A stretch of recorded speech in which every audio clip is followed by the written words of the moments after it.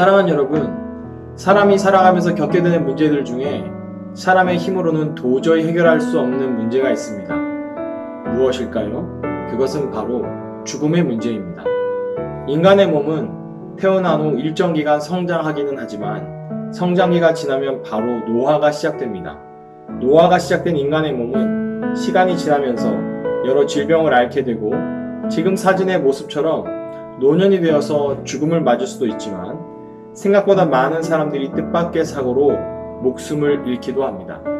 그래서 특별히 우리는 청소년기 그리고 청년기에 이러한 삶과 죽음의 문제를 깊이 생각해 볼 필요가 있습니다. 방금 전에도 말씀드렸지만 우리 인간이라는 존재는 죽음을 피할 수 없습니다. 인간의 어떤 능력도 이 일을 막을 수 없습니다. 오늘 본문은 하나님께서 예수 그리스도를 능력으로 부활하게 하셨다는 놀라운 진리가 선포되어 있는데 하나님께서 인간이 도저히 할 수 없는 이 놀라운 일을 행하신 것입니다. 하나님께서는 예수님을 부활시키셔서 예수님 전후에 그 어느 누구도 체험하지 못한 새로운 종류의 생명이 있다는 것을 만천하에 확실하게 나타내셨습니다. 예수님을 죽은 자들 가운데서 부활시키신 하나님은 이후에 예수님을 하늘에서 자기의 오른편에 앉히셨습니다. 즉 하나님께서는 예수님을 지극한 영예와 권능이 있는 자리로 올리신 것입니다. 예수님은 지극히 낮아지셨다가 지극히 높아지셨습니다. 21절을 보십시오. 모든 통치와 권세와 능력과 주권과 이 세상뿐 아니라 오는 세상에 일컫는 모든 이름 위에 뛰어나게 하시고 모든 이름 위에 뛰어난 이름이 되신 것입니다. 이것이 바로 오늘 본문이 강조하는 것입니다. 하나님의 능력이 예수님의 부활과 승천으로 확실하게 증명되었습니다. 영국 기독교인의 4분의 1 정도가 예수님의 부활을 믿지 않는다는 예전에 2017년 기사를 읽은 적이 있습니다. 그런데 사랑하는 여러분, 예수님의 부활을 믿지 않는다면 그 사람은 기독교인이라고 부를 수 없습니다. 예수님의 부활은 기독교인에게 있어서 그만큼 결정적인 이야기입니다. 그와 동시에 부활이라는 것은 우리 이성의 작은 크기로는 도저히 담을 수 없는 놀라운 진리입니다. 많은 사람들이 성경을 읽을 때 바로 이런 부분에 부딪힙니다. 목사님, 성경 안에는 납득하기 힘든 본문들이 있어요. 그리스도인이 될 수 있을 것도 같은데 마음에 들지 않는 가르침이 있습니다. 어떤 가르침은 별로네요. 기독교는 제가 하고 싶은 대로 저를 놔두는 것 같지 않아서 믿고 싶지 않아요. 그런데 여러분, 이런 질문들에 앞서서 생각해 봐야 할 점이 있습니다. 그것은 예수님의 부활이 사실인지 아닌지 하는 문제입니다. 예수님의 부활이 사실이 아니라면 우리와 상관없는 일 아닙니까? 우리가 신경 쓸 필요조차 없는 일입니다. 그런데 여러분, 뒤집어서 생각해 보십시오.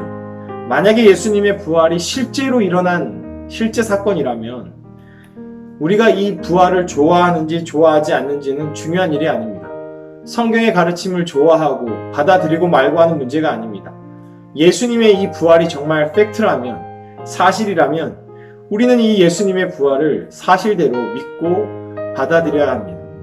성경과 밀당을 할 필요가 없는 것입니다.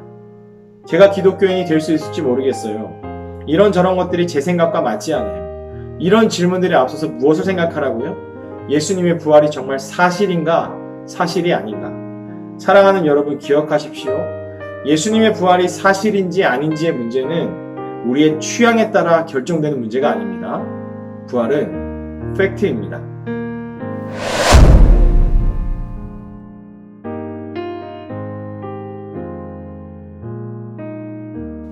사랑하는 여러분, 예수님이 정말 부활하셨다는 것을 믿으시나요?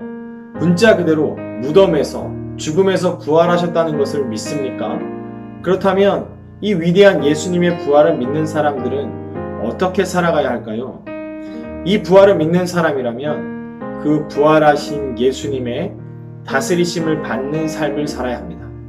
많은 사람들이 이 세상이 전부인 것처럼 살아갑니다. 왜냐하면 그들은 죽으면 끝이라고 생각하기 때문입니다. 그래서 이 세상에서 금방 없어질 목표들에 자신의 인생을 걸고 살아갑니다.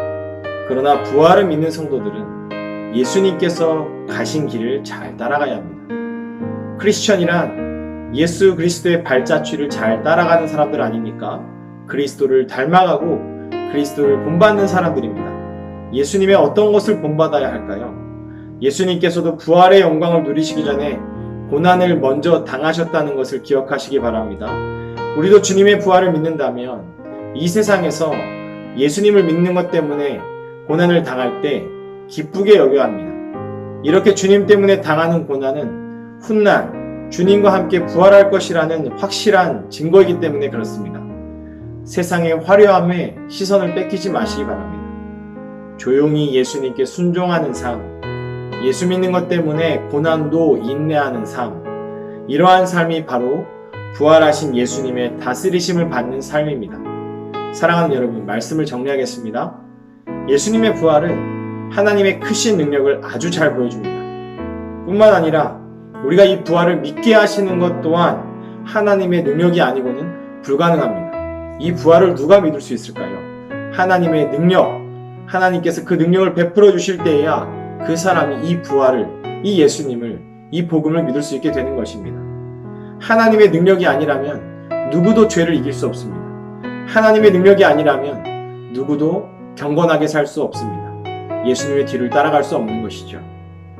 예수 그리스도의 부활에서 드러난 하나님의 능력을 힘입어 죄와 사망의 권세를 깨뜨리는 삶, 예수님의 다스리심에 온전히 순종하는 그러한 삶을 살아가는 저와 여러분 되시기를 주님의 이름으로 축복합니다.